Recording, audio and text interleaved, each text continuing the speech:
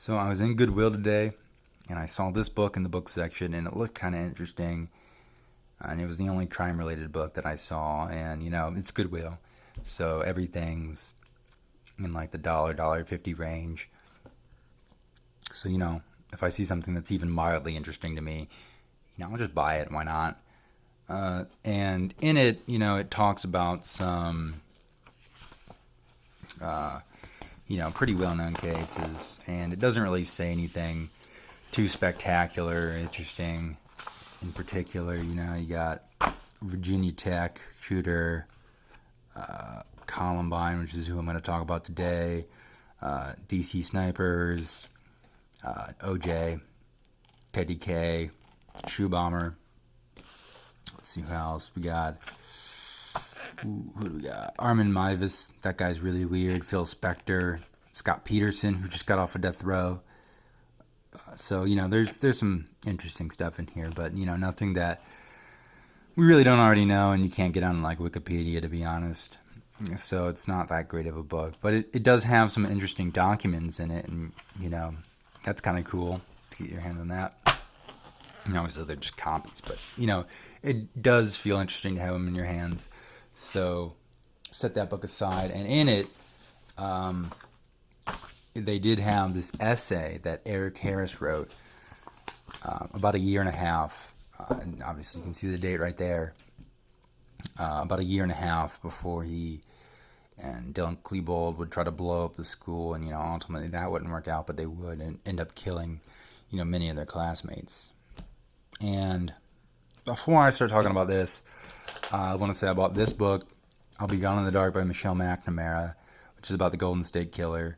And obviously she's passed, so that's sad. But this is a great book. I'm not done with it yet, and I'm really looking forward to the HBO series. And I do want to tell you guys, and I'll probably make this video right after this one, I will be giving this book away to someone on YouTube once I'm done with it, and I'll probably be done with it in the next couple days, and hopefully I'll be able to get it out to whoever wins it by this weekend. So let's get into this essay, which it's a high school essay, so it's 3 pages long. I want to say, it's for high school, so what do you expect? And if you can't read it, this is kind of hard to read. It says thorough and logical, a few formatting problems, however, nice job.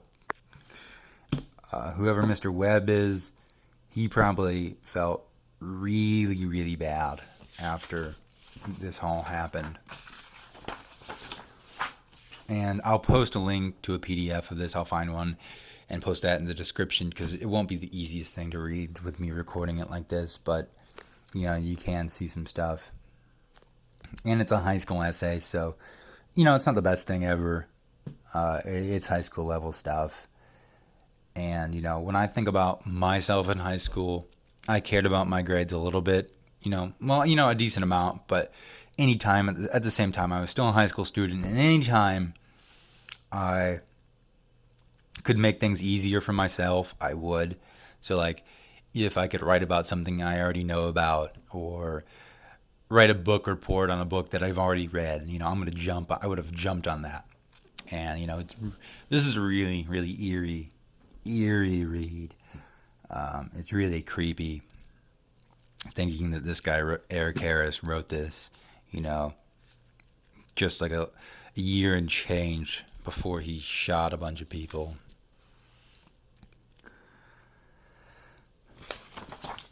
Yeah. So it is a really, really, really eerie read. And, like I said, anytime I could write about something I already knew about, I would. I think that's what Eric Harris is doing here. He's writing what he knows about, what he cares about, what he's interested in, which is killing people. And in this case, school shootings.